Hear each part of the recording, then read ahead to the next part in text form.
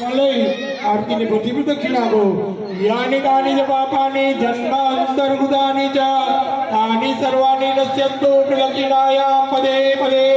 अभी आरती आत्मा लेवानी हस्ते ही देवी वंदनम वंदनम प्रतिवंदनम बोल श्री बहुचरम्बे माता की जय। अभी तुम्हारे पोता आरती ली जवानी आत्मा रक्षणार्थे आत्मा अभिवंदनम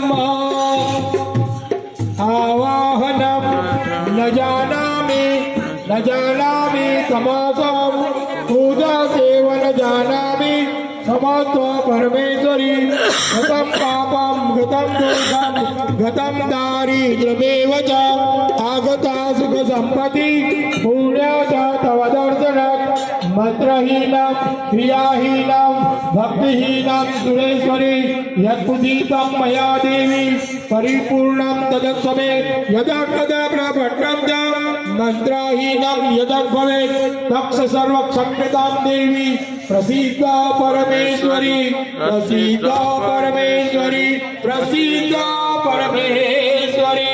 बोल श्री बहुचरम्बे।